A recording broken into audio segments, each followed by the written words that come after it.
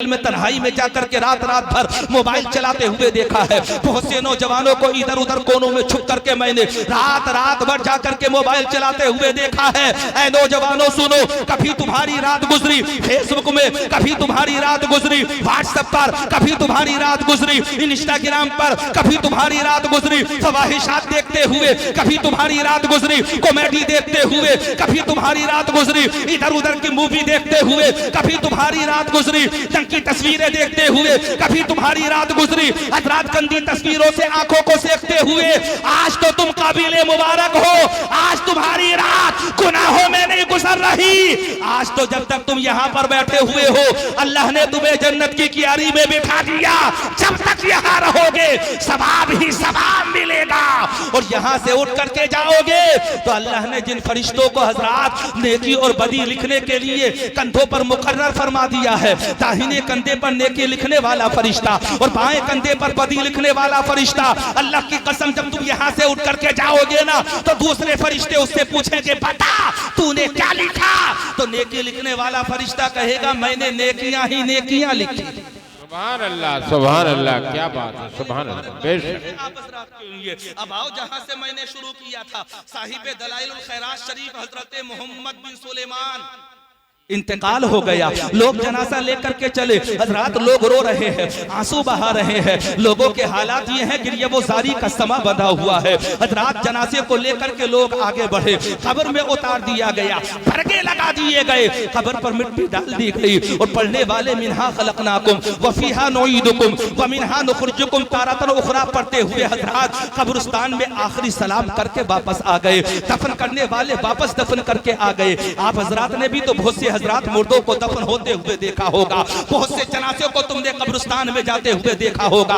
यकीनन हजरात कब्रों में भी उतरते हुए न जाने कितनी मस्जिदों को तुमने देखा होगा, लेकिन कभी तुमने जायजा लिया किसी की कब्र 6 महीने में गिर जाती है, किसी की कब्र 1 साल के बाद गिर जाती है, किसी की कब्र 2 साल के बाद गिर जाती है, किसी की कब्र 5 साल के बाद गिर जाती है। और जब गिरी हुई कब्र में तुम झांक करके देखोगे तो वहां तुम्हें गला हुआ कफन मिलेगा, वहां तुम्हें बिखरी हुई हड्डियां मिलेगी, वहां तुम्हें हजरात सड़ा हुआ लाशा मिलेगा, वहां तुम्हें बोसीदा हड्डियां मिलेंगी, वहां तुम्हें हजरात इंसानी जिस्म का ढांचा नजर आएगा। मतलब वो मकसद है क्या? दफन होने वाले का जिस्म मिट्टी था, अल्लाह ने मिट्टी बना दिया। जी जी मिट्टी था, अल्लाह ने मरने वाले के जिस्म को मिट्टी बना दिया, मिट्टी बना दिया। लेकिन सबका मामला एक जैसा नहीं होता। क्या बात है, कह दो सुभान अल्लाह, सुभान अल्लाह। सबका मामला एक जैसा नहीं होता। अगर इबरत हासिल करना चाहते हो तो कभी कब्रिस्तान में जाकर के देखना बिखरी हुई हड्डियों को।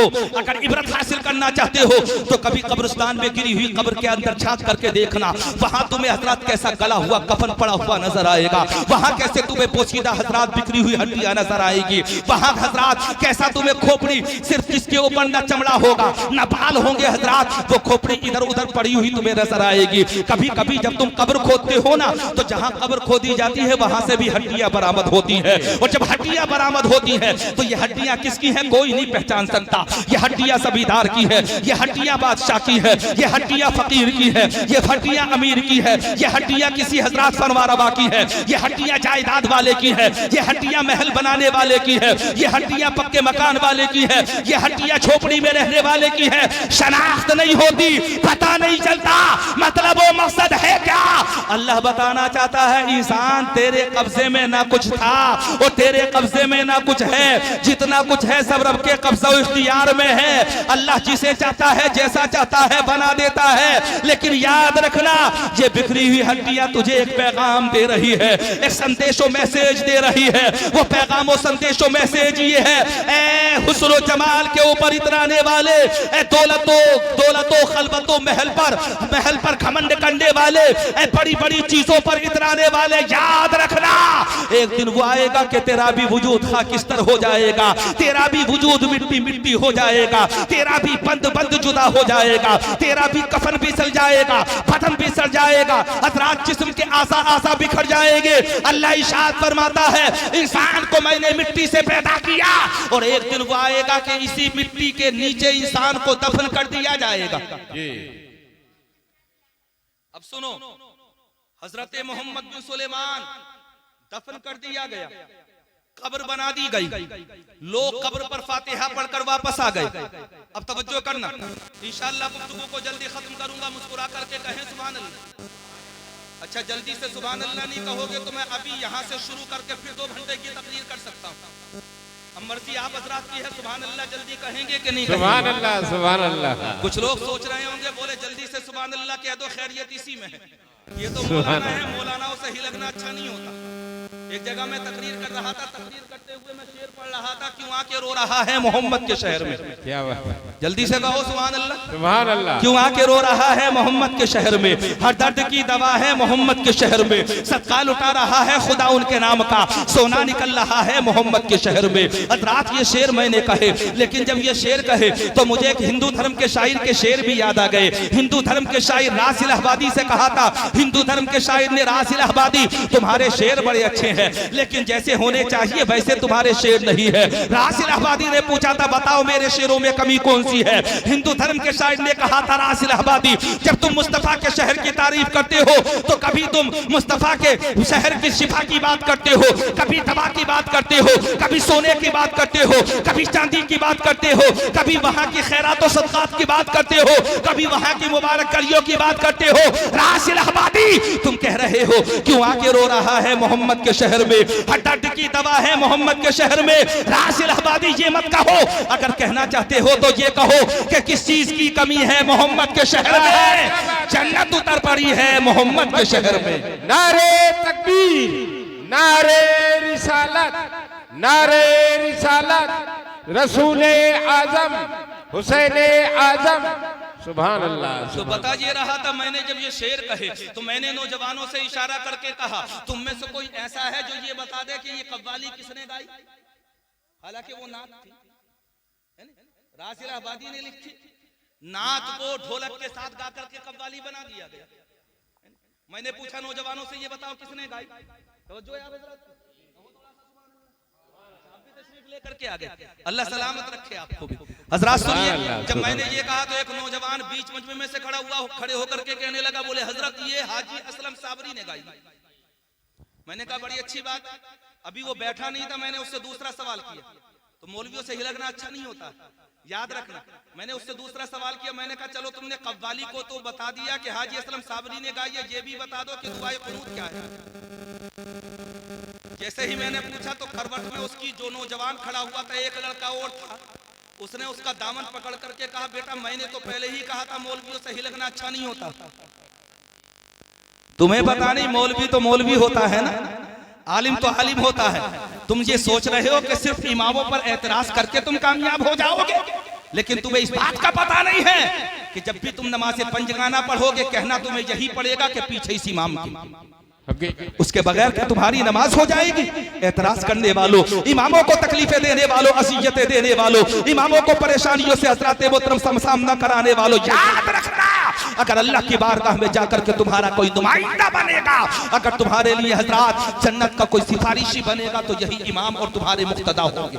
बेशक बेशक बेशक। इसलिए इमामों की कदर करो हज़रात, जीते जी इमामों की कदर कीजिए। और अगर तुम इमामों की इज्जत करोगे ना, तो अल्लाह तबारक व तआला तुम्हारी इज्जतों में इजाफा फरमा देगा।